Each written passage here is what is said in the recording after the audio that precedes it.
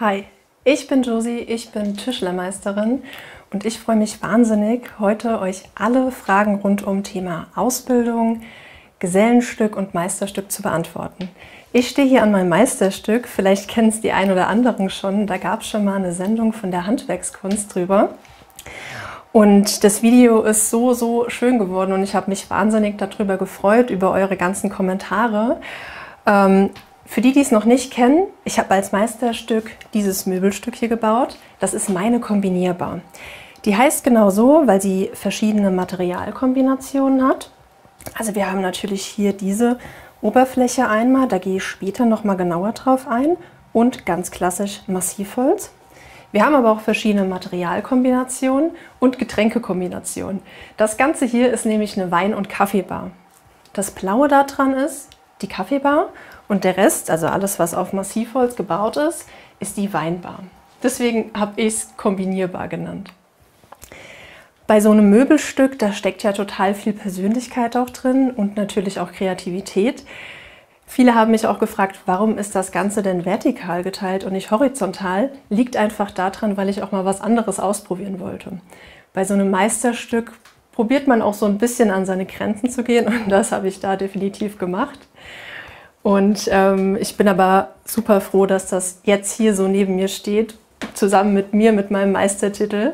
Und wenn ihr dazu Fragen habt, gerade zu diesem Möbelstück oder zu der Konstruktion, vielleicht fällt euch ja auch jetzt gerade was auf, schreibt diese Fragen gerne mal in den Chat rein und dann kann ich die direkt hier vor Ort an dem Möbelstück beantworten.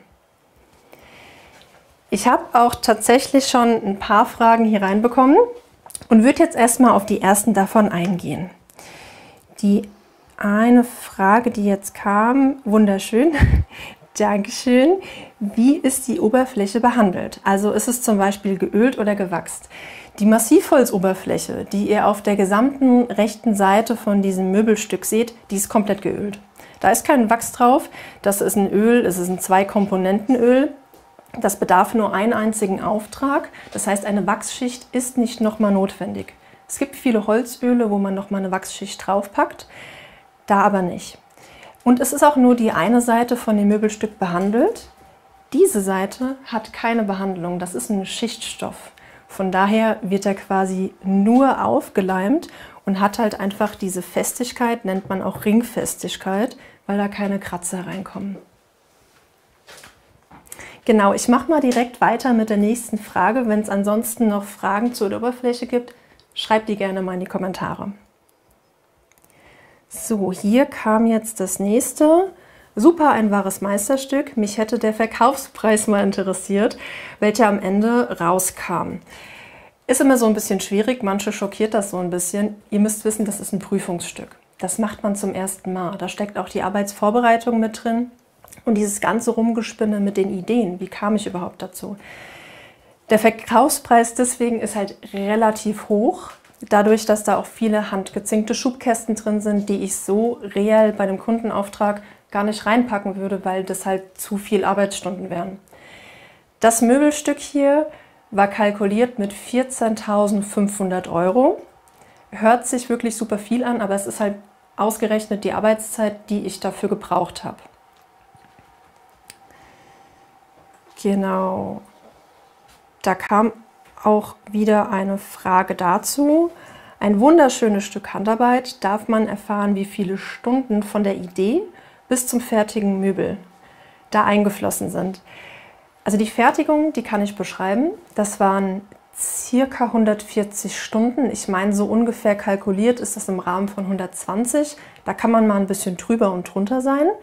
Bei mir waren es 140 oder 144 Stunden reell, die ich daran gearbeitet habe. Diese ganzen Gedanken, die man sich vorher gemacht hat, das steht da nicht drin. Also, dass man da abends mal überlegt hat, was passt eigentlich hier ins Haus rein, was wird gut aussehen oder nicht. Das habe ich nicht aufgeschrieben, das wäre deutlich mehr noch gewesen. So, die nächste Frage. Mich würde mal interessieren, welche Note sie dafür bekommen hat. Für mich als Laie ist das ganz klar eine 1. Aber was sagen die Prüfer dazu? Sehen die das auch so? Die Prüfer haben es tatsächlich auch so gesehen, zum Glück. Also es war tatsächlich eine 1. Aber da waren schon Fehler drin. Also es gab auch ein paar Sachen, wo ich auch mal eine Nachtschicht und alles noch einlegen musste, dass es auch wirklich so dasteht. Und die Note von dem Meisterstück, die zählt auch nur zu 25% in die gesamte Note ein. Also es hat nur 25% von meiner Gesamtnote ausgemacht. So, da kam wieder ein Kommentar bzw. eine Frage. Ich bin begeistert von diesem Möbelstück und der Optik im Allgemeinen. Nur eine Frage. Ist der Spalt zwischen Kaffeeplatte und Weinplatte abgedichtet? Beziehungsweise nicht, wenn was auskippt, wird es verhindert, dass es in den Spalt läuft. Damit meint er diesen Spalt hier. Der ist auch ganz bewusst, wenn man den mal in Relation mit diesem Spalt vergleicht, das ist bündig, das ist Stoß an Stoß. Und hier habe ich eine Fuge reingemacht. Die Fuge, das ist eine 45 Grad Phase, circa 1 bis 2 mm im Querschnitt. Ich habe die hier ganz bewusst reingemacht, weil mir klar war, ich kriege viele Flächen plan, weil ich hier zwischen einem Furnier und einem HPL arbeite. Aber das Ganze mit dem HPL und einer massiven Holzplatte zu machen, die ja immer noch mal arbeitet, da habe ich bewusst diese Fuge betont. Und keine Sorge, wenn da was auskippen sollte. Da ist enorm viel Leim drin, D3-Leim, der wasserfest ist.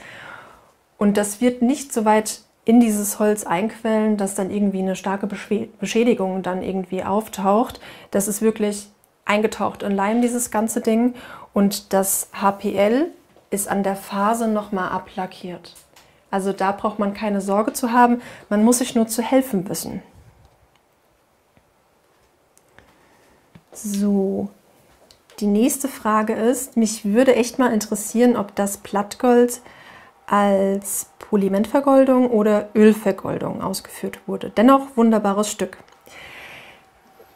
Hier muss man sagen, umgangssprachlich wird oft Plattgold gesagt. In Wirklichkeit ist es kein reines Plattgold, es ist ein Schlagmetall, dadurch, dass wir im Plattgold einfach ganz, ganz viele Ressourcen haben, die ich jetzt hier bei dem Möbelstück das nicht verwenden wollte. Das war mir ein bisschen zu wertvoll. Ich war bei einer Vergoldermeisterin in Ingelheim und habe mir das so ein bisschen beibringen lassen. Und diese Art von Technik hat sie mir dabei beigebracht. Das ist ein Transfer. Also ich habe hier erstmal einen Untergrund, den ich gut vorbereiten muss. Der wird geschliffen, quasi wie abgedichtet. Da kommt eine Ockerfarbe drüber und dann kommt ein Mittel da dran, das nennt sich Anlagemilch, dass das dann da drauf hält. Und dann werden ganz vorsichtig diese Schlagmetalle, die wie Plattgold aussehen, darauf getupft. Die müssen dann fest in die Faser rein und dann wird es abpoliert. Also mit der Faser von dem Holz wird es dann nochmal poliert, dass das diese Optik hat. Drüber kommt dann nochmal ein Lack, also ein Überzugslack, dass da keine Beschädigungen durch einen Fingernagel oder irgendwas entstehen können. Ich hoffe, das hat die Frage gut beantwortet, weil darüber könnte ich echt noch ziemlich viel erzählen. So, da kam auch die nächste Frage wieder. Ich bin total begeistert. Wo soll die Kaffeemaschine in die Steckdose gesteckt werden? War das in dem Möbelstück integriert? Ja, tatsächlich. Ich habe mir da auch Gedanken drüber gemacht und das kann ich auch mal zeigen. Nämlich habe ich hier an der Stelle einen Kabelauslass gemacht. Und der Kabelauslass, der ist hier komplett bündig eingelassen. Hier ist noch eine kleine Fräsung für den Stecker. Den kann ich auch gerade mal rausnehmen. Der ist nur so bündig da drin. Da muss ich so ein bisschen rumwursteln. Das hier ist mein Kabelauslass. Das heißt, hier habe ich eine Fräsung gemacht, dass das Kabel hier gescheit runter kann. Und wie ihr seht, es sieht aus wie ein Puck. Und ich kann euch sagen, das fliegt auch wie ein Puck. Das ist mir wirklich oft weggeflogen bei der Bearbeitung, weil wir hier ja eine Stufenfräsung haben mit dem Falz. Und das ist ja auch genauso im Möbelstück auch drin. Dass dieser Falz quasi genau oben bündig aufliegt und meine Arbeitsplatte dann sauber abschließt mit dem Ganzen. Der hat hier im Durchmesser eine Bohrung vom Eurostecker, von daher kann man da einfach ganz bequem eine neue Kaffeemaschine reinpacken und die dann auch neu anschließen. Und dann packt man den dann einfach wieder hier oben drauf. Und dann ist es wieder schön bündig und verschwindet sehr, sehr elegant, finde ich, in dem Möbelstück drin, ohne dass es auffällt.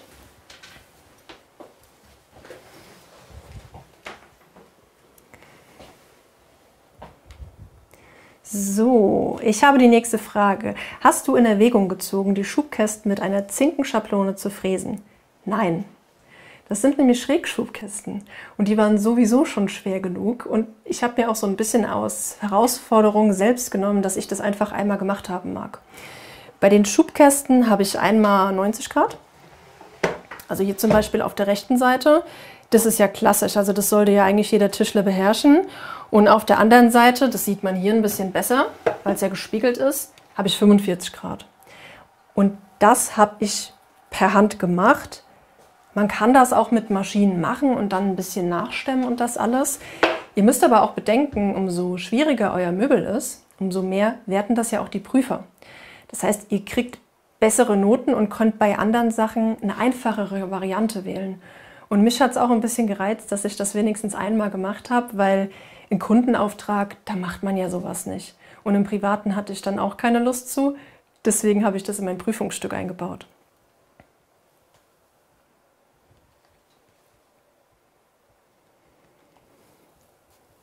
Genau, Wilfried hat die nächste Frage gestellt. Was mich noch interessiert hätte, wäre die Konstruktion. Ist es nun eine Rahmenbauweise, Plattenbauweise, wohl kaum, oder Stollenbauweise? Also eine Stollenbauweise ist es nicht, weil bei einer Stollenbauweise gehen die Stollen, also das, was bei einem Möbelstück meist wie so ein Gestell aussieht, übers Möbelstück drüber oder an der Seite weiter.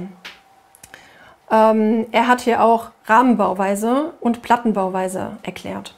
Eine Plattenbauweise ist es in dem Fall, weil wir ja die Platten haben, ich sage jetzt mal wirklich ähnlich wie Möbel aus dem Kaufhaus, haben wir Platten, die beschichtet sind und jetzt so keine andere Konstruktion darstellen. Also die Arbeitsplatte geht einmal durch und dann fängt mein Plattenbau hier wieder an der Stelle. Eine Rahmenbauweise ist es nicht, denn eine Rahmenbauweise ist zum Beispiel, wenn ihr so einen alten Buffetschrank habt, also ähnlich von der Konstruktion wie hier, dann habt ihr ja meistens so ganz alte Türen, wo so wie ein Bilderrahmen drumherum ist. Und da drin ist eine Füllung. Und das zum Beispiel wäre auch eine Rahmenbauweise, wenn ich eine gefüllte Tür hätte. Das haben wir aber auch nicht. Von daher habe ich hier eine Plattenbauweise.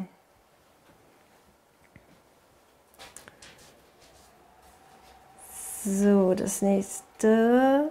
Habe diesen Beitrag schon mal gesehen und ich bin auch wie heute wieder begeistert dabei zu sein. Deine Handwerkskunst ist genial. Vielen Dank für deinen erneuten Beitrag. Sehr tolle Kaffee- und Weinbar. Dankeschön. Das freut mich total. So, da ist das nächste. Ich muss hier leider immer so ein bisschen ablesen, deswegen gucke ich nach unten. Kannst du eventuell ein Video machen, in dem du Schritt für Schritt erklärst, wie man dein schönes Kumiko baut? Welche Schablonen hast du dafür verwendet? Klar, ich kann darüber auf jeden Fall mal ein Video machen. Ich kann euch aber auch zeigen, wie ich das gebaut habe. Da habe ich so ein paar Sachen, ich sag mal, vorbereitet dafür. Da habe ich zum Beispiel, der eine oder andere kennt es wahrscheinlich, das sind so, es sieht ein bisschen aus wie ein Hobel, aber es ist kein Hobel. Das sind quasi Schablonen, die eine unterschiedliche Gradzahl haben, zum Beispiel 67,5 Grad, das ist dann diese Schräge hier, oder 45 Grad. Hier in dieses Stück, hier ist so ein kleines bewegliches Teil mit einem Langloch drin, hier spanne ich dann mein kleines Hölzchen ein. Also das Kumiko, was ihr auch mal aus meinem Meisterstück schon kennt. Und dann halte ich das sehr, sehr gut fest und wie man das hier bei der Abnutzung auch schon sieht, gehe ich mit dem Stemmeisen hier drüber und schabe die Ecke ab, bis sie die 45 Grad hat. Würde ich genauso bei der Gradzahl machen und es gibt auch noch das Pendant dazu mit den 22,5 Grad. Und dann mache ich das so lange, bis mein kleines Holzstück exakt diese Kante hat. Wichtig beim Kumiko ist, es wird nicht geschnitten. Die Schräge wird nicht angeschnitten, deswegen ist es einfach die japanische Handwerkskunst. Das wird so hergestellt. Und das habe ich auch genauso mit diesen Hobeln gemacht. Und wenn man dann ganz, ganz viel Geduld hat und nach diese Schrägen ausarbeitet mit dem Stemmeisen, legt man die zusammen und erhält dann dieses schöne Muster, was ihr hier auch in der Mitte von dem Meisterstück seht.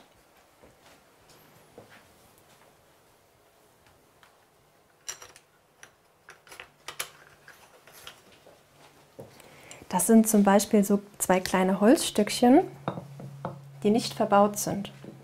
Also das sind jetzt quasi, also das habe ich jetzt nicht gebraucht, weil das sieht jetzt nicht so gut aus, das wollte ich nicht nehmen.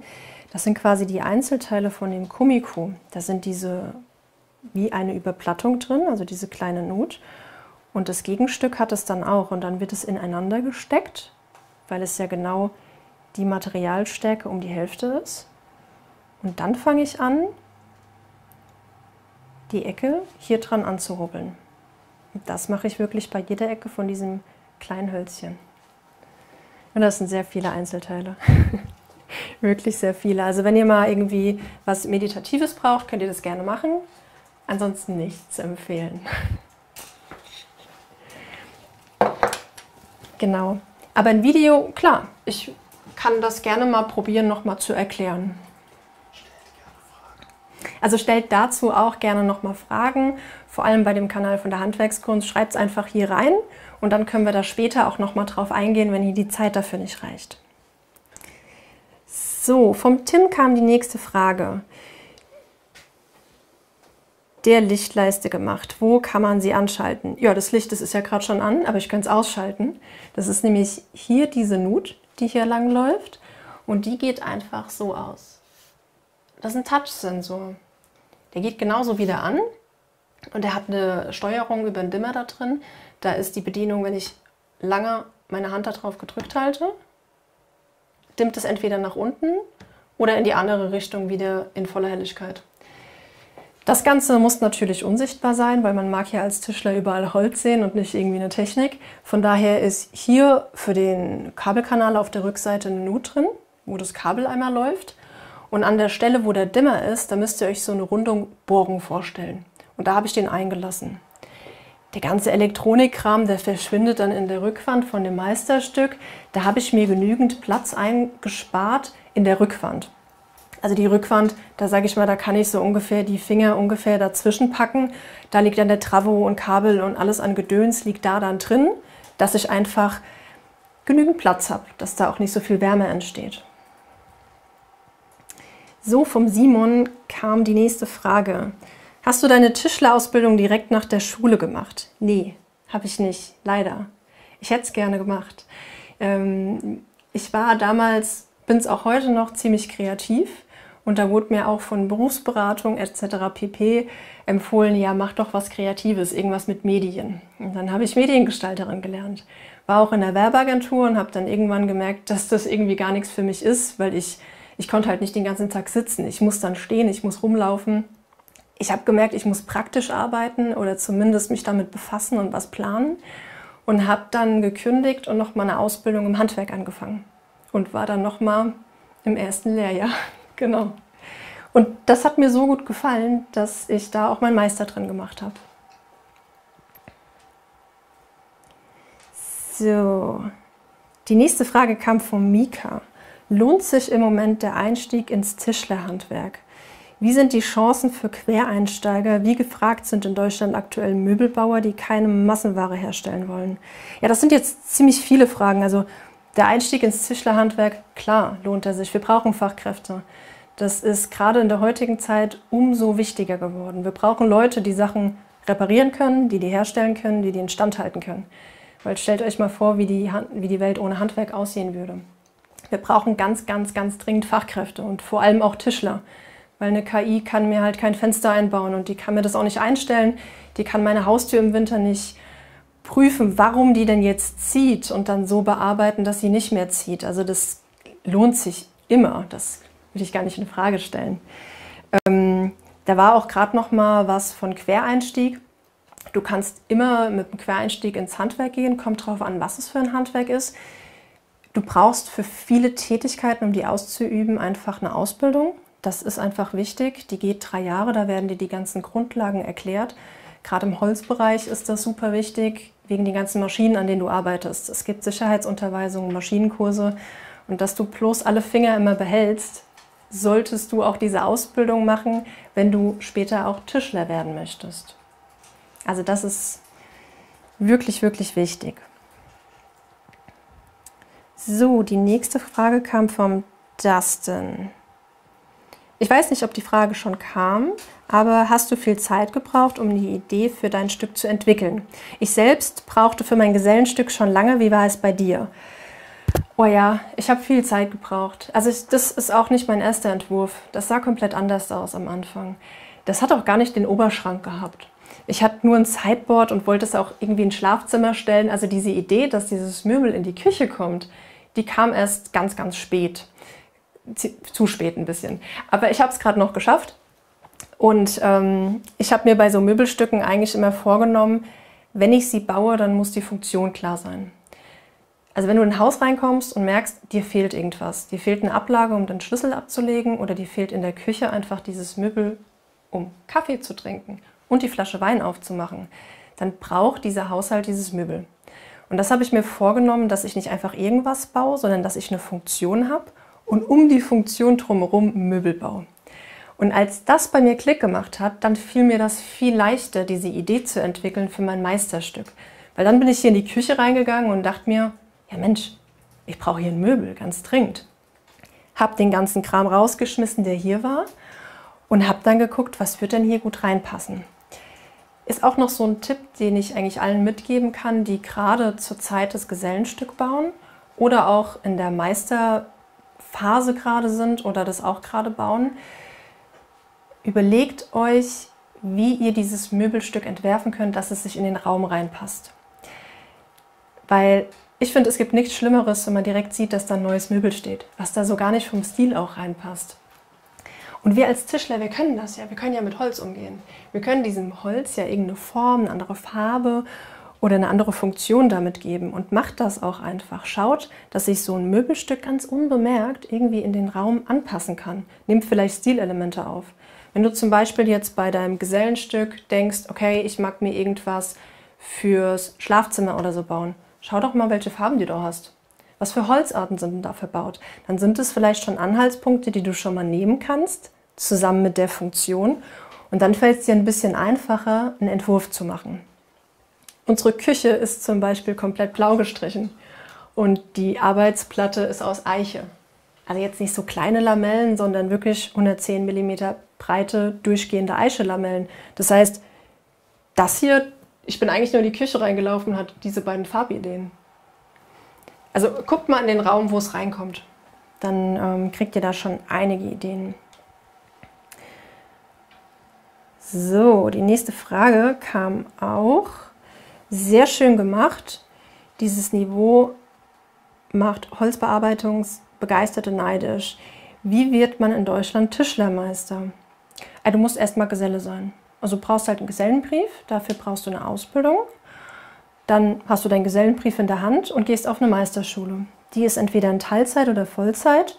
Da legst du dann 4 verschiedene Teile ab. Der Teil 4 ist die Ausbildereignungsprüfung, also der pädagogische Teil, dass du ausbilden darfst. Teil 3 ist der wirtschaftliche Teil. Da lernst du dann Buchführung, kaufmännische Sachen, alles was notwendig ist, um einen Betrieb später zu führen. Und Teil 1 und 2 ist dann der fachbezogene Teil, wo du auch dieses Meisterstück dann baust und eine Theorieprüfung ablegst. Und mit allen 4 Teilen zusammen, im bestandenen Zustand, bist du Tischlermeister dann auch. So, die nächste Frage kam vom Tim. Kann man ein Meisterstück auch bestellen oder abgewandelte Form? Nee, das ist ein Einzelstück. Aber natürlich kann man als Tischler dieses Meisterstück nachbauen. Also wenn jetzt jemand das zum Beispiel haben möchte, klar, ich könnte es dann bauen, man wird dann keine handgezinkten Schubkästen reinmachen, weil wie gesagt 14.500 €. Dann geht man in den Arbeitskosten so ein bisschen runter, dann kann man das schon nachbauen. So, Oliver hat auch eine Frage gestellt. Was sind so die meistverwendeten Furniere für Möbel? Kommt immer drauf an. Also wir haben bei uns in der Schreinerei viel mit Eiche gearbeitet, Ahorn oder auch Nussbaum. Dadurch, dass Edelhölzer sehr teuer sind, verwendet man oft die, weil du eine viel dünnere Schichtdicke hast. Und im Kubikmeterpreis kann man sich dann quasi eher leisten, diese ganze Fläche aus dem Edelholz zu machen, anstatt das massiv darzustellen. Also eigentlich liegt ein paar Bücher Eiche, so nennt man so ein Furnier, wenn das ganz viele Blätter sind, das ist ein Buchfurnier. Die liegen immer in der Schreinerei und werden verarbeitet. Aber ich denke mal eher, dass die Edelhölzer deutlich öfter verarbeitet werden. Einfach wegen Preis und der Menge. Es ist auch ein bisschen ressourcenschonender, weil ich weniger verwende. So, die nächste Frage. Ich möchte in Deutschland als Schreiner oder Tischler arbeiten. Wie kann ich einen Job oder eine Stelle finden? Tatsächlich einfach bewerben. Wenn du den Beruf gelernt hast, dann wirst du überall genommen, weil wir einfach Handwerker ganz, ganz dringend brauchen. Man kann aber auch bei sowas immer bei der Handwerkskammer nachfragen. Die wissen da auch oft Bescheid, wer gerade sucht, und da gibt es dann auch Stellenanzeigen. So, die nächste Frage ist, würdest du wieder den Meister machen, nachdem du den Ablauf Preis-Leistungs-Verhältnis kennst? Ja, weil ich brauche den ja einfach für meine Selbstständigkeit. Und ich wollte immer noch mehr machen, weil mir hat der Beruf vom Tischler so gut gefallen, dass ich unbedingt noch mal einen draufsetzen wollte, noch mehr lernen wollte, mich noch mehr weiterentwickeln wollte. Und für eine Selbstständigkeit als Tischler brauchst du deinen Meister. Von daher würde ich es noch mal machen. Aber ich habe ihn ja zum Glück schon. Also ich muss es nicht noch mal machen. Genau, die nächste Frage kam: Hast du jemals Stein mit in Möbel integriert? Ich bin Steinmetzin, Bildhauerin, sehr cool, und kombiniere beides gerne. Du hast einen ziemlich coolen Beruf. Mich würde es mal freuen, mit einer Steinmetzin zusammenzuarbeiten, um das auch mal genau zu lernen. Weil wenn ich Stein verarbeite, habe ich eigentlich gar keine Ahnung davon.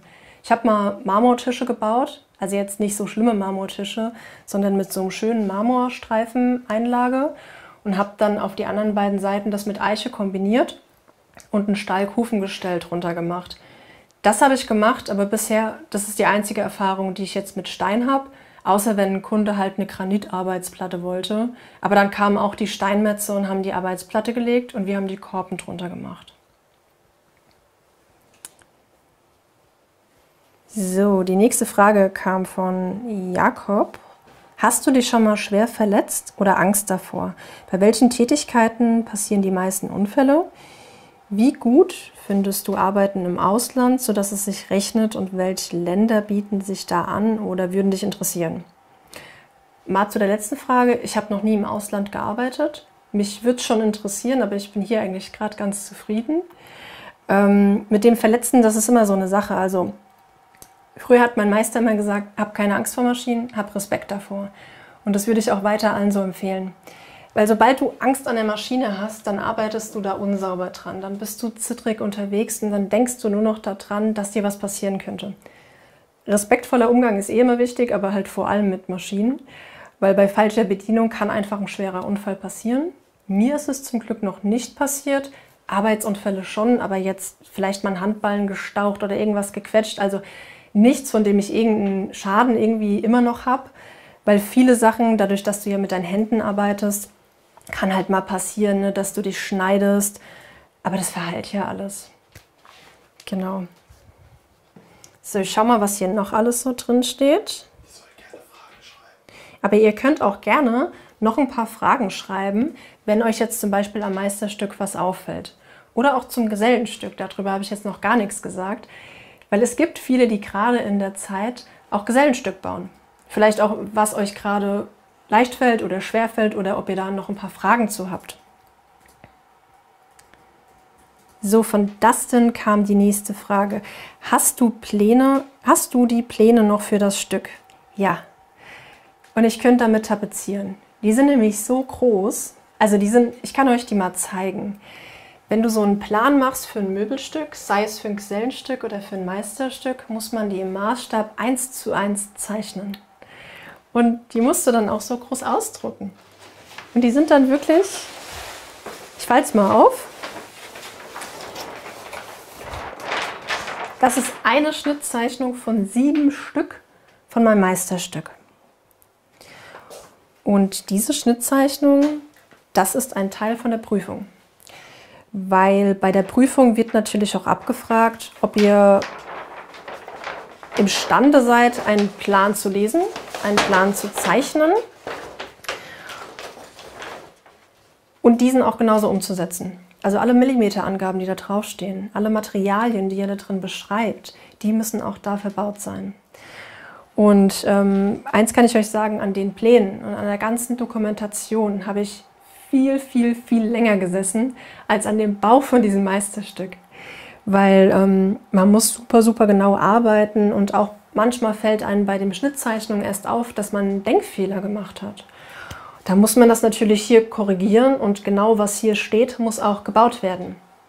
Das prüfen dann auch die Prüfungskommissionen, dass exakt was hier verbaut ist, also alle Maße, alles was da dran ist, die nehmen diesen Plan und halten den an dein Möbelstück dran. Das machen die auch beim Gesellenstück schon so. Und wenn da irgendwo eine Differenz sein sollte oder irgendwelche Maße nicht stimmen, dann stehst du dann beim Fachgespräch da und musst das dann begründen, warum es Abweichungen von den Maßen gab. Und das hat auch einen guten Grund, weil wenn ich jetzt als Kunde ein Möbelstück bestelle, dann möchte ich ja auch, dass was ich da zeichne, dass es auch genauso bei mir dann später ankommt. Das ist quasi so ein bisschen Üben für die Welt draußen als Tischlergesellen oder als Meister, je nach Abschluss. Genau, also wie gesagt, davon gibt es 7 Stück. So, dazu könnt ihr auch gerne noch mehr Fragen stellen. Da kann ich echt viel drüber sagen. Die nächste Frage kam auch gerade. Haha, ja, meine Pläne waren auch riesig gewesen vom Gesellenstück und ich musste alles per Hand zeichnen. Oh krass. Müsst ihr als Tischler Handzeichnen, Freihand oder technisch? Man muss nicht mehr mit Tusche zeichnen. Es gab einen bei uns im Gesellenstückjahrgang, der hat mit Hand gezeichnet. Das war aber auch der einzige. Ansonsten im Meisterstück zeichnen alle digital. Hat den Vorteil, dass wenn mal was ist, kann ich in die Datei reingehen und nochmal Sachen ändern. Weil das macht ihr ja meistens auch abends nach der Arbeit. Da seid ihr noch nicht so ganz fit und überdenkt es noch einmal oder merkt erst einen Tag später, dass ihr da falsche Maße eingetragen habt. Von daher, ich finde es total wichtig, dass man das digital macht mit einem guten Zeichenprogramm, was im besten Fall auch 3D darstellen kann. Genau. Die nächste Frage. Ich stehe kurz vor der Zwischenprüfung und hätte eine Frage an Josie. Wie sie sich immer auf die praktischen Prüfungen vorbereitet. Hat sie bestimmt Tricks oder eine bestimmte Zeiteinteilung, wie sie da arbeitet? Bei der Zwischenprüfung ist es ja zum Glück so, die wird noch nicht bewertet. Nutz einfach diese Zwischenprüfung, um mal diese Prüfung auf dich wirken zu lassen. Du hast 7,5 bis 8 Stunden Zeit, um die Situationsaufgabe zu machen und dabei nimm dir einen Wecker mit. Guck mal ganz genau, wie viel Zeit du wirklich brauchst. Nimm dir gutes Werkzeug mit, wirklich, wirklich gutes Werkzeug. Und ich habe mich dahingehend darauf vorbereitet, dass ich Familie und Freunde vorbereitet habe und denen gesagt habe, dass ich keine unnötigen Geschenke zu Weihnachten oder zum Geburtstag haben mag. Ich habe mir gutes Werkzeug gewünscht. Gute Feinsägen, gutes Satz Stemmeisen und glaub mir, du wirst so dankbar darum sein, wenn du bei der Zwischenprüfung und bei deiner Abschlussprüfung später da bist und einfach scharfes, sauberes Werkzeug hast. Nimm dir von dem Werkzeug, was du oft brauchst, 2 Sätze mit. Also 2-mal eine Säge, weil eine Feinsäge kann mal abknicken und dann stehst du da und hast keine zweite. Nimm dir auch 2 Sätze Stemmeisen mit oder gerade die Eisen, die du häufig brauchst und schärf die. Wenn du vorher übst und einen Tag später ist die Prüfung, dazwischen schärfst du die nochmal. Denn da ist einfach immer noch der Maßstab der Dinge, nimm dieses Stemmeisen, geh damit über deine Armhaare und wenn die am Ende abrasiert sind, dann ist das scharf genug für eine Prüfung. Und das macht jeder Tischler so. Also schärft ihr einfach gut, prüft das an euren Armhaaren und wenn das dann alles schön ab ist, dann seid ihr da auch, zumindest was das scharfe Werkzeug angeht, gut vorbereitet. Zinkeneinteilung zum Beispiel ist auch so ein Punkt, wenn ihr jetzt so eine Zeichnung bekommt, nehmt die Zeichnung, die da schon ist. Ihr müsst diese Zinken nicht frei einteilen, außer ist es in der Prüfung so vorgesehen. Wenn das so ist, gibt es ja verschiedene Arten, wie ihr so eine Zinkeneinteilung machen könnt. Probiert mal alle aus, guckt, mit welcher ihr am besten klarkommt. Es gibt ja auch zum Beispiel diese Einteilung, wo man erstmal grob guckt, wenn ich jetzt an dieser Ecke hier zum Beispiel die Zinken machen würde, mache ich da 5, mache ich da 7, wie viel mache ich da? Nehmt eure Hand mal als groben Maßstab und dann könnt ihr immer die Zwischenräume zählen um dann die Einteilung zu machen. Das Ganze muss man mit einer feinen Zinkeneinteilung dann machen. Das ist aber tatsächlich auch nochmal ein eigenes Video. Vielleicht ist da auch bei der Handwerkskunst schon mal was dabei, da würde ich immer mal schauen, weil die Zinken, die müsst ihr nach der Materialbreite und nach dem Materialdicke, also nach dem, was ihr hier habt, in diesem Schubkasten, diese Schubkastenstärke, die wird halb geteilt und dann euer Schubkastenhöhe. Und auf der Grundlage teilt ihr dann ein, wie viele Zinken, beziehungsweise hier sind es ja die Schwalben, die man sieht, wie viele ich davon mache. Und da, wenn ihr das schneidet, wenn ihr bei der Prüfung seid, nehmt euch einen super feinen Bleistift, also spitzt den richtig gut oder am besten nimmt so einen Druckminenbleistift oder am allerbesten nimmt ein Anreißmesser und reißt es direkt an, ohne dass ihr da irgendwie später noch was wegradieren müsst. Und dann könnt ihr da unfassbar fein direkt dran schneiden. Und wenn ihr einen Bleistift nehmt, dann guckt einfach, dass ihr auf der halben Strichstärke, ich weiß, das ist jetzt sehr genau, aber auf der halben Strichstärke von dem Bleistiftstrich zu dem Teil, was abfallen soll, dass ihr da schneidet. Weil sonst nehmt ihr zu viel weg und dann habt ihr später Lücken in eurer Verbindung und dann hält die halt auch nicht mehr gut. Genau, ich habe jetzt auch gesehen, dass noch einige neue Leute dazugekommen sind. Freut mich total. Ich bin Josie, Tischlermeisterin, und schreibt gerne mal eure ganzen Fragen rund um ein Meisterstück, ein Gesellenstück oder eine Ausbildung im Tischlerhandwerk unten in die Kommentare rein und ich versuche die hier nach und nach dann alle zu beantworten. So, ich mache direkt mal weiter mit dem nächsten Kommentar. Da ich nicht selbstständig bin, würde ich meinen Metallbaumeister noch einmal machen. Welches Holz verarbeitest du am liebsten? Also ich verarbeite eigentlich am allerliebsten Eiche. Liegt daran, weil ich da auch in der Schreinerei am meisten mitgearbeitet habe. Das ist so ein, ja, ich weiß, wie sie es verhält. Ich weiß, wie sie es hobeln lässt, wie sie es schneiden lässt, wie es ausbricht. Und ich weiß auch ganz gut, wie man die Oberfläche da einfach schön hinbekommt am Ende. Ich finde aber auch Esche echt richtig, richtig schön und habe hier auch einige Eschemöbel stehen. Was ich gar nicht mag, ist Buche. Mag ich einfach nicht. So, die nächste Frage kam vom Theo. Müssen die Pläne vor dem Bau abgegeben werden? Ja. Die müssen gegengezeichnet werden von eurer Prüfungskommission. Die schauen sich das einmal an und schauen, ob das realistisch ist, was du da bauen magst. Die setzen dann unten einen kleinen Stempel und eine Unterschrift drüber, um zu kontrollieren, dass das passt. Das Ganze findet in dem Fachgespräch statt. Das ist das Gespräch, was man vor der Bauphase hat. Da muss man ja vor der Prüfungskommission einmal begründen, warum ich das bauen mag und warum ich die Materialien so verwenden wollte.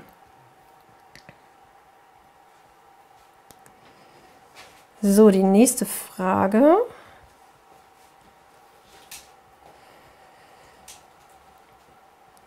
Was gibt es zu beachten, wenn man elektrische Betriebsmittel in ein Möbelstück integrieren möchte?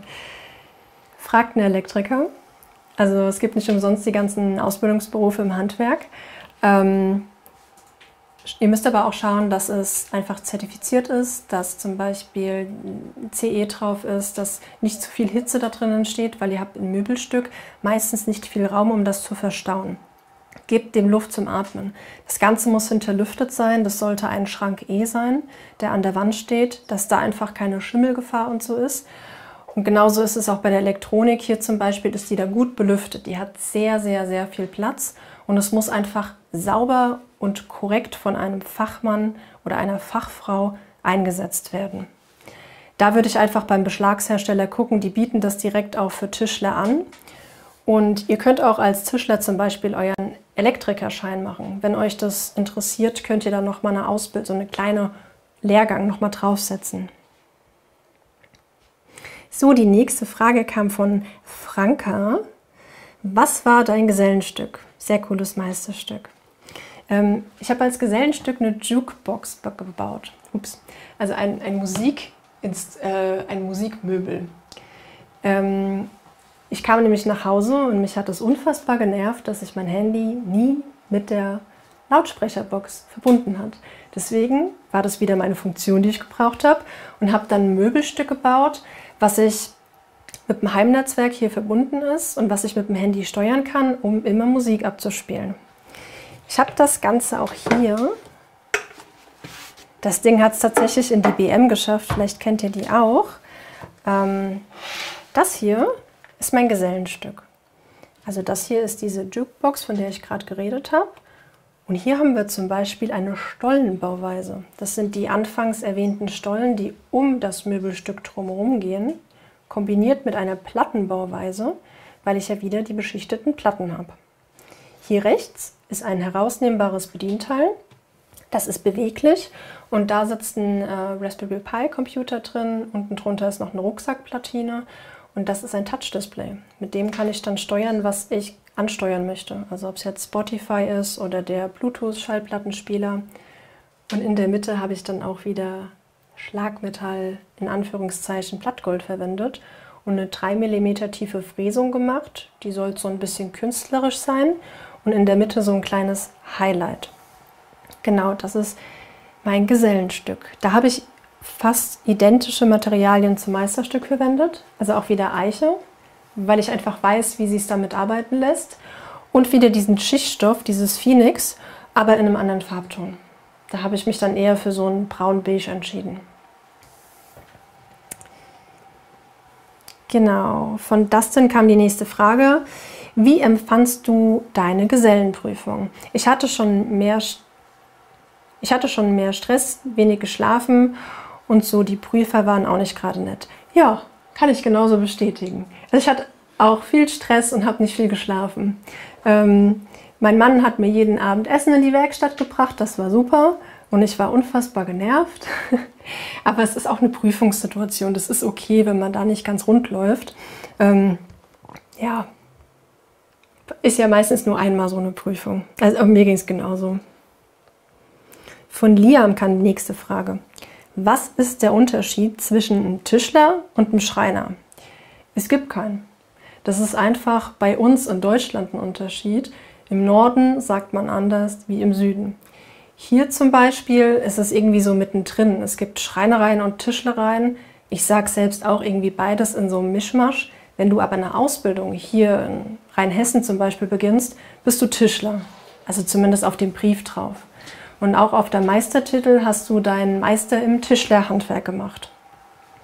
Ich habe mir irgendwann angewöhnt, Tischler zu sagen, weil als ich meinen Beruf gesagt habe, manchmal nuschel ich, haben viele verstanden, dass ich nicht Schreiner, sondern Schneider bin. Und das fand ich irgendwie doof, deswegen habe ich dann immer Tischler gesagt. Aber das ist die gleiche Tätigkeit, die da ausgeübt wird. So, da kam die nächste Frage oder Kommentar. Buche, habe 1996 meine Gesellenprüfung gemacht und da war Buche noch der letzte Schrei. Ja, okay, gut. Es ist auch cool, es ist ein gutes Holz, ne? Man muss es halt mögen. Würde ich heute nie wieder machen, ja. Okay. Von Ines kam die nächste Frage. Jetzt, wo du das Möbelstück täglich nutzt, was gefällt dir besonders gut? Was würdest du anders machen? Mir gefällt besonders gut, dass es genau die gleiche Höhe hat wie die Küche. Also die Küchenarbeitsplatte ist auch 950 mm hoch. Da bin ich sehr froh, dass ich da einfach die Arbeitsplatte in der gleichen Höhe weitergezogen habe. Ich habe auch meine Fensterbank neu gemacht und die exakt auf das Maß gesetzt. Also mit einer neuen Fensterbank, dass ich hier eine Erweiterung habe. Also so mehr Raum zu haben und mehr Fläche, das war eine gute Entscheidung. Was ich nicht nochmal machen würde, das mag ich eigentlich fast gar nicht zeigen, aber guckt es euch an. Ich würde nicht nochmal auf den Beschlagshersteller hören.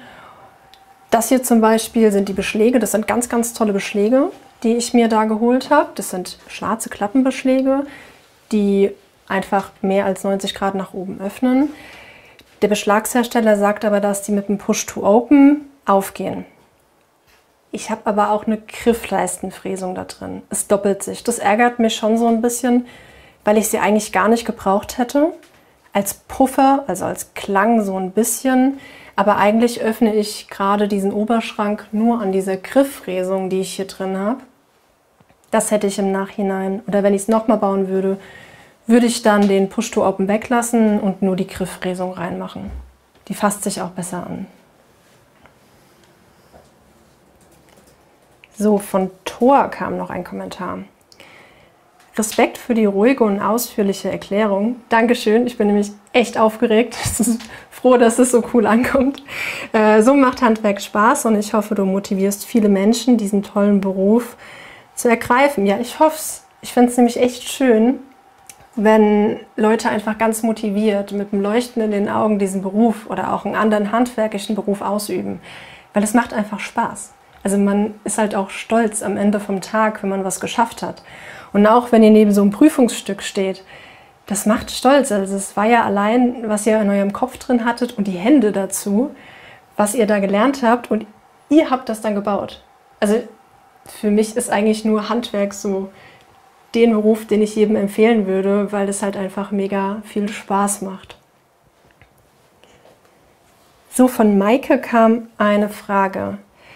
Ist der obere Korpus noch zusätzlich in der Wand befestigt oder hält der so? Ja, der ist nochmal befestigt, das kann ich auch gerade nochmal zeigen.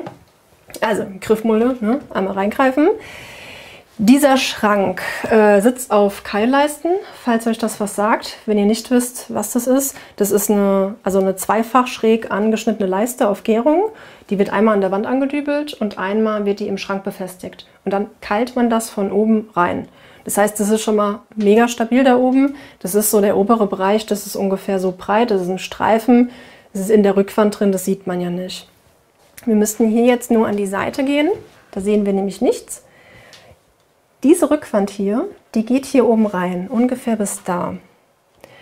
Die ist dann schräg ausgeklinkt, weil hier ja diese Gärung sitzt. Das heißt, dieses obere Teil, das da, verschwindet ein Stück weit in dem Oberschrank. Und dann habe ich mir Bohrungen gemacht und habe diese über den Oberschrank mit Schlitzschrauben festgezogen.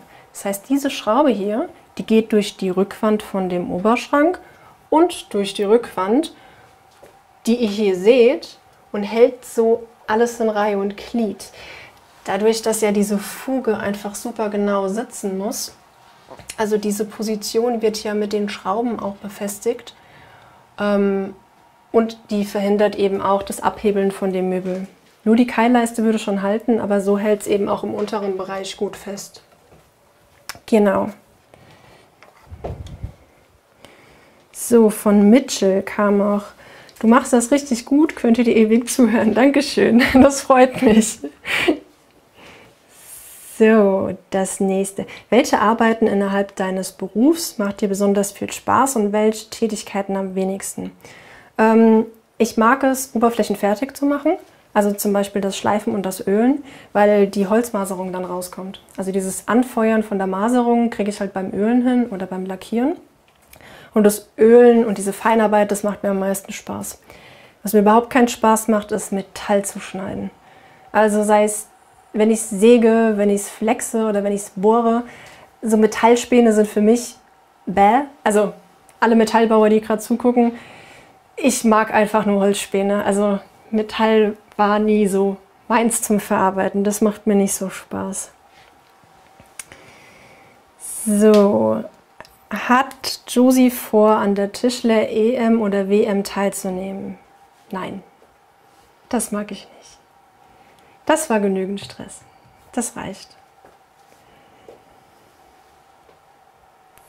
So, die nächste Frage. Warum Schlitzschrauben? Das wurmt mich immer, die leiern immer aus und man rutscht ab. Ja, aber es ist auch traditionell. Damals hat man immer Schlitzschrauben verwendet, wenn man Gesellenstück oder Meisterstück gebaut hat. Und es ist eben die Form von Schrauben, die man damals beigebracht bekommen hat. Ich finde persönlich, die sehen auch super schön aus, also die haben auch was Schönes. Wichtig ist nur, wenn ihr die anschraubt, ja, man kann abrutschen und wenn sie doll gedreht ist, ist es ziemlich übel, weil ihr müsst den Gewindegang halt irgendwie wieder komplett rausbekommen und eine neue reindrehen, weil dann ist halt der Kopf kaputt. Wenn ihr so Schlitzschrauben anschraubt, guckt immer, wie hier zum Beispiel, dass die in eine Richtung stehen. Also hier habe ich mich für horizontal entschieden. Man kann die Dinger auch einmal hochkant stellen. Ich finde ehrlich, dass der Kopf da ziemlich schön aussieht und es glänzt halt so ein bisschen. bei mir hat es zum Möbelstück gepasst wegen Plattgold. Das hat für mich nochmal einen ähnlichen Glanz gemacht und ich fand es sehr traditionell. Ich habe das auch hier in den Schubkästen. Habe ich auch Schlitzschrauben verwendet. Und die natürlich auch alle in die gleiche Richtung gestellt.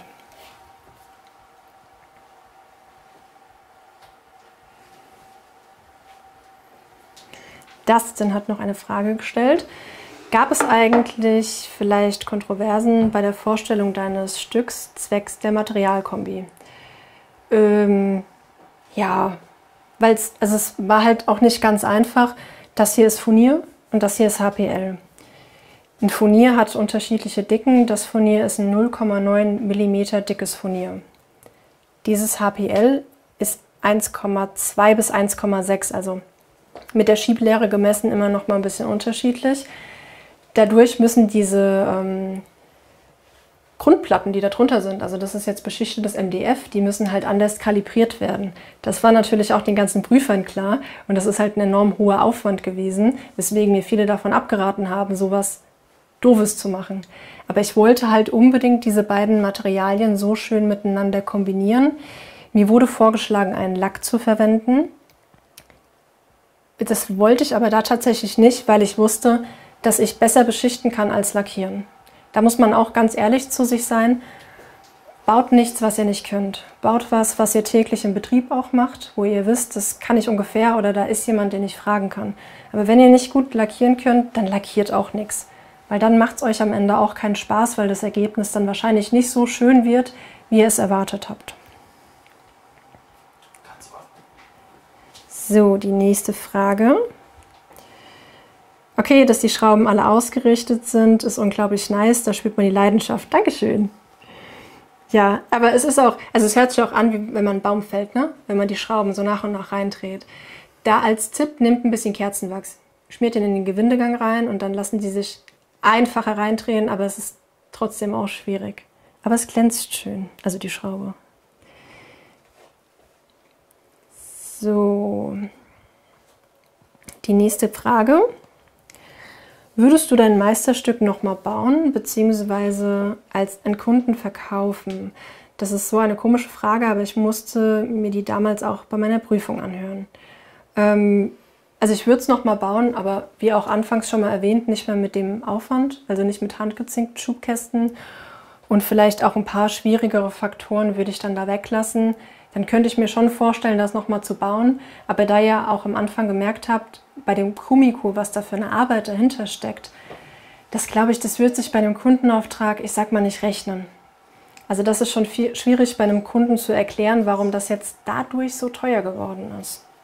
Ansonsten von der Grundidee, ein Möbelstück für 2 Zwecke zu machen, das könnte ich mir schon vorstellen, das nochmal zu bauen. Und vor allem das mit dem Beschlag, also das war halt auch eine ganz schöne Tüftelei. Den kann ich euch ja auch gerade nochmal zeigen. Wir haben ja hier ein kleines bewegliches Teil, diese Eichenleiste, die eine Griffmulde angefräst hat. Und da sieht man auch, die sitzt sehr mittig.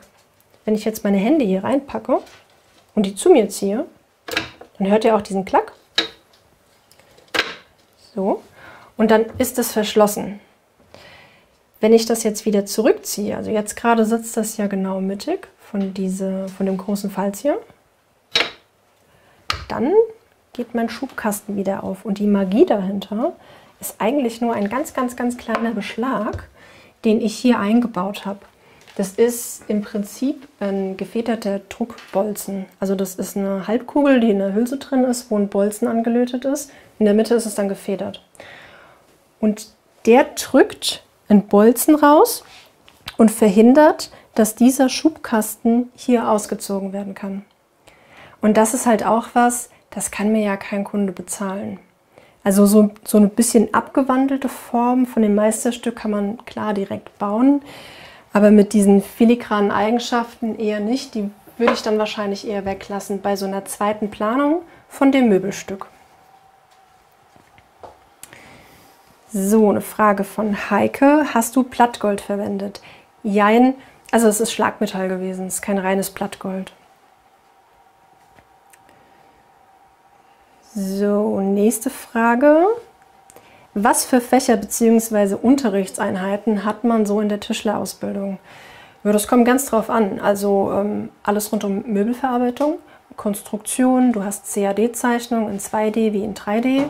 Du hast aber auch sowas wie Baumkunde, also lernst erstmal die Bäume kennen, was ist ein Cambium, also wie gehen die Nährstoffe hoch in den Baum, wie gehen die wieder runter. Du lernst auch viel zum Beispiel mit Bauelementen, also Fenster, Türen, alles rund um Innenausbau.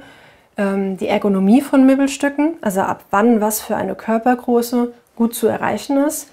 Das Möbel zum Beispiel wäre nichts für einen sehr kleinen Menschen. Weil ich jetzt hier die Ergonomie von einem mindestens 1,70, 1,75 großen Mensch angenommen habe. Und Kinder zum Beispiel würden da oben ja gar nicht drankommen. Also du lernst halt auch in der Schule, wenn du jetzt ein Kindermöbel baust, dass das einfach angepasster an die Körpergröße gebaut wird. So, von Michael kam die nächste Frage. Welches Material eignet sich für Bücherregalböden, wenn man aus Kosten- und Nachhaltigkeitsgründen aus Massivholz verzichten will? Ist schwierig, also wenn du trotzdem Massivholz nehmen magst, ist es zum Beispiel eine Dreischichtplatte. Die ist einfach mit der Faser gegen mit der Faser verleimt. Das ist relativ kostengünstig und ist ein schnell nachwachsender Baum. Also der Nachhaltigkeitsfaktor ist dann schon wieder abgedeckt. Es kommt auf deinen Stil zu Hause drauf an. Du kannst sowas natürlich auch aus beschichteter Spanplatte mit einer ABS-Kante verwenden. Da hast du nicht so einen hohen Abrieb und da kommen nicht so leicht Macken rein. Ich finde, es kommt immer total auf den Stil zu Hause drauf an, was du für Farben verwendet hast, was da schon an Materialien ist. Aber jetzt zum Beispiel sowas, Multiplex wäre natürlich super, weil es formstabil ist, das biegt sich nicht durch. Je nachdem, wie lang die Spannweite von dem Regalboden ist, musst du auf die Biegefestigkeit achten. Also ab wann dein Holz, also wenn das jetzt ein Stück Holz ist, ab wann dieses Holz sich quasi durchbiegt und ab welcher Länge, also welcher Spannweite das gerade bleibt. Da kannst du nicht alle Materialien für verwenden. Aber schreib gerne mal rein, wie lange der das Bücherregal sein soll, dann können wir da mal gucken. So, die nächste Frage. Was sind die Hauptaufgabenfelder einer modernen Tischlerei? Was macht dir am meisten Spaß? Und wie sieht das Verhältnis zwischen Planung und Ausführung aus? Hauptaufgabenfelder kommt immer darauf an, wie die Ausrichtung ist. Grundsätzlich in der Schreinerei hast du immer eigentlich den Posten, dass du Innentüren setzt. Dass du auch mal eine Haustür setzt, dass du mal Fenster setzt. Das ist eigentlich fast immer mit drin. Dann hast du natürlich auch dieses i-Tüpfelchen vom Möbelbau, der ja den meisten Leuten auch Spaß macht, weil da kann man gestalten, da hat man viele unterschiedliche Projekte. Das ist auch was mir am meisten Spaß gemacht hat, gerade so Möbelinnenausbau. Obwohl die Montage, gerade von dem Möbelstück, das fand ich eigentlich noch mit am besten. Also du hast einfach diese glücklichen Kunden gesehen, die Kunden super lange, die total lange auf was gewartet haben. Also die haben sich vorgenommen, ich brauche eine neue Küche. Ich gehe zum Schreiner, der plant mir das, der baut mir das und der baut es ein. Und dann, da fällt auch so ganz viel Last von denen ab, wenn die dann auf einmal merken, wie cool und wie schön das ist, wenn man wirklich vom Schreiner so ein Möbelstück bekommt, geht man ja auch immer auf die Bedürfnisse von den Menschen ein. Und das war eigentlich das Schönste. Und vor allem auch zu sehen, was man da gebaut hat. Also ein Fenstereinbau, das hat man ja meist nicht selbst gebaut, das hat man nur montiert. Aber das Möbelstück, das war ja mal eine liegende Platte und man selbst mit seinen eigenen Händen hat dann im fertigen Zustand dieses Möbel eingebaut gesehen.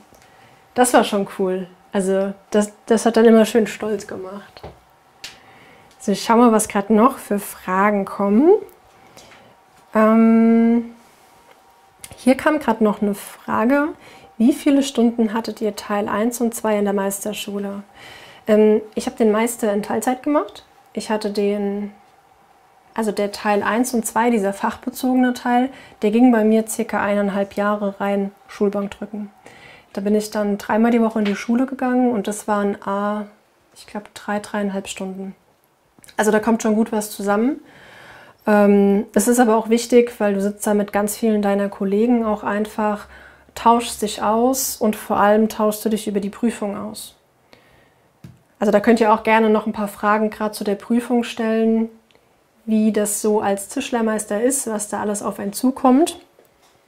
Aber es ist schon einiges. Also 1 und 2 ist der größte Teil von dem ganzen Meister.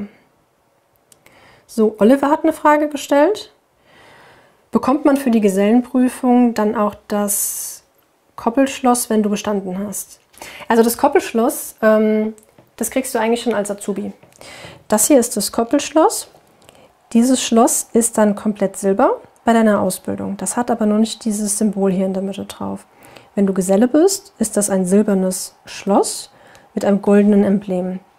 Als Tischler steht hier hoch die Tischlerkunst und eben das Zunftzeichen in der Mitte mit den 3 Werkzeugen. Als Meister ist es ein goldenes Koppel mit einem silbernen Emblem, also Zunftzeichen drauf. Du kriegst es jetzt nicht von der Handwerkskammer, aber eigentlich ist es so üblich, wenn du deine Erstausstattung bekommst, also deine klassisch Zunfthose mit einem Doppelpilot, kriegst du auch einen passenden Gürtel dazu und da ist dann dein Koppelschloss drauf. Als Auszubildender ist da nichts und als Geselle ist dann da dein passendes Zunftzeichen von deiner Gesellenprüfung drauf.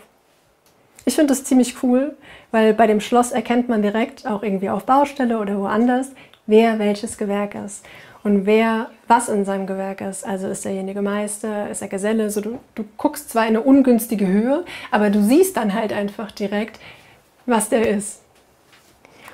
Das hatte ich auch tatsächlich schon ein paar Mal, wo dann jemand so kam, ach, du bist Meister. Ich so, stimmt, woher weißt du das? Ja, man sieht's halt. Genau. So, die nächste Frage kam von der Bella. Was für Fächer bzw. Unterrichtseinheiten hat man so in der Tischlerausbildung?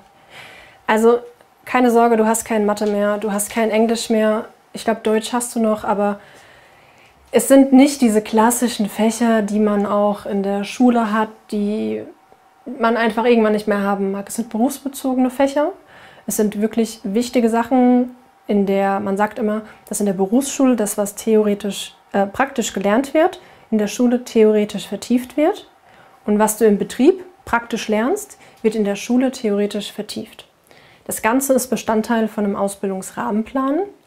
Da stehen alle Dinge drin, die ihr in der Ausbildung zu lernen habt. Und daran orientiert sich auch die Berufsschule, dass diese ganzen Felder abgedeckt werden. Weil ihr müsst euch ja vorstellen, wenn jetzt irgendwie in unserer Klasse sind 30 Leute, die sind in 30 unterschiedlichen Betrieben drin. Die sollen ja am Ende alle einen Gesellenbrief haben, dass wenn die mal den Betrieb wechseln, den gleichen Wissensstand haben als Tischler. Und dafür ist dieser Ausbildungsrahmenplan einfach so wichtig, dass gerade auch in der Berufsschule alles abgedeckt wird oder auch in der ÜLU, in der Handwerkskammer, was vielleicht der Betrieb theoretisch noch nicht beigebracht hat, man aber dann praktisch im Betrieb lernen kann. Aber es sind, glaube ich, in der Summe 10 bis 12 verschiedene Fächer, die du dann da hast, die einfach sich an diesen Ausbildungsrahmenplan richten. So, von Gary kam die nächste Frage. Die Schieber für die Schubladen sehen aus wie aus Holz. Waren die schwer zu machen? Ich bin beeindruckt von der Konstruktion der Schubladen. Diese Schieber, du meinst wahrscheinlich, diese Kulissenauszüge meinst du wahrscheinlich. Das ist ein Vollholzkulissenauszug, der läuft auf 2 unterschiedlichen Arten von Holz. Da nimmt man nicht immer die gleichen, wegen der Reibung. Weil ein Holz an sich hat ja Poren und die reiben aufeinander anders, als wenn ich ein feinporiges, offenporiges oder ringporiges Holz verwende. In der Mitte hier zum Beispiel ist Esche. Esche hat die Eigenschaft, dass es sehr biegefest ist. Also es wird jetzt zum Beispiel auch für Turnmöbel verwendet. Also es hält halt einfach ordentlich was aus. Und hier habe ich Räuchereiche. Das Ganze habe ich so miteinander verbunden, dass ich mit einem 45-Grad-Fräser jeweils immer was abgenommen habe und das Positiv und Negativ in dem Fall hier reingefräst habe. Dadurch läuft es, deswegen heißt es auch so, in der Kulisse drin. Das ist an sich eigentlich gar nicht so schwer zu machen. Das Ganze kann man mit einer Schablone bauen. Da braucht ihr auch gar kein verrücktes Werkzeug. Ihr braucht eine Oberfräse, ihr braucht ein bisschen Material, Schrauben und Platten, um die Schablone zu bauen und dann einen 45-Grad-Fräser. Und ihr braucht einen Nutfräser dafür. Denn diese Nut hier, da drin läuft das Und dieses Klacken, das ist das Stoppen von dem Ganzen. Da ist nämlich eine Madenschraube drin und diese Schraube verhindert das da, den Anschlag. Der sitzt hier hinten, das sieht man dann nicht, das habe ich ganz bewusst so gemacht, dass das in dem Korpus drin verschwindet. Das ist diese kleine Schraube und die fährt dann quasi die ist so ein bisschen ausgefahren und die hält mir diesen Schubkasten an der Position. Wenn du den 1-2 Mal Probe gefräst hast, würde ich auch sagen, dann kannst du das richtige Material dafür verwenden. Und das ist eigentlich, also ehrlich, eigentlich ist es Laufmeter produzieren. Du nimmst eine lange Leiste und fräst dir den ganzen Kram darunter und dann schneidest du das auf die Länge zu, wie du es dann brauchst. Ich habe mir aber auch dafür Muster gemacht. Daran sieht man das ein bisschen besser. Das ist jetzt einfach ein Stück Buche. Läuft auch jetzt nicht ganz so schön, aber da seht ihr zum Beispiel, was ich da eben gerade meinte mit dem Stoppen. Da müsst ihr halt einfach euch nach und nach rantasten, dass das hier mit wenig Spiel, das finde ich hat jetzt ein bisschen zu viel Spiel, dass das hier gut reinpasst. Es sollte aber auch nicht zu stramm sein, weil sonst läuft es nicht mehr gut. Und das hier ist diese Schraube, die dann hier, die stoppt und zieht diesen mittleren Teil dann mit. Also das würde ich eigentlich jedem mal empfehlen, zumindest auszuprobieren. Ich finde es eine super, super schöne Lösung für ein Gesellenstück. Kann man es auch ein bisschen einfacher machen, aber für ein Meisterstück ist es schon was Feines. Man kann aber auch eine Streich- und Kippleiste verwenden. Das ist so ganz klassisch aus den Lehrbüchern. Dann läuft dann quasi der Schubkasten auf eine Leiste, die er streift und die verhindert, dass er wegkippt. Das sind dann nur 2 Leistchen, die du brauchst. Also da kannst du dich auf jeden Fall rantrauen. Genau, ich hoffe, das hat deine Frage da beantwortet. Ich würde mal zur nächsten gehen.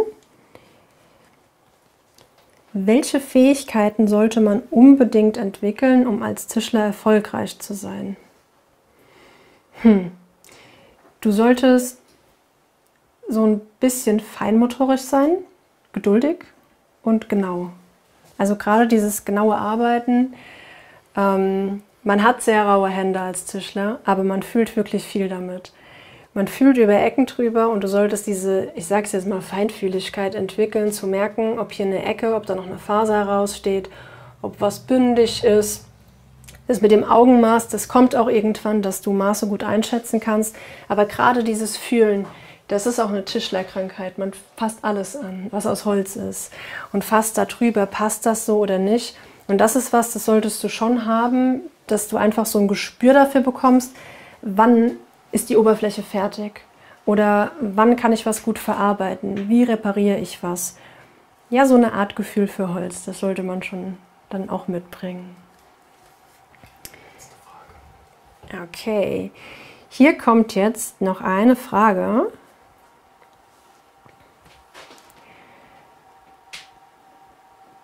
Sie kam vom SWR. Sie hat doch gerade die Moderatorenprüfung bestanden, oder? Also ich habe keine Stimme mehr, ich merke das jetzt gerade schon. Mich hat es total gefreut, dass ihr da so fleißig Fragen gestellt habt. Vor allem, weil ich gar nicht damit gerechnet habe, dass Leute das so interessiert. Gerade dieses Handwerk und dieses Möbelstück. Ich fand es super, super cool. Und wenn ihr noch mehr Fragen habt, ihr könnt die gerne alle stellen. Und wir versuchen die dann irgendwie alle gemeinsam zu beantworten. Aber wirklich ganz, ganz großes Danke von meiner Seite aus, dass ihr einfach dabei wart, dass ihr zugehört habt und dass ihr mit mir hier so den Abend verbracht habt. Das ist keine Selbstverständlichkeit, das hat mich echt gefreut.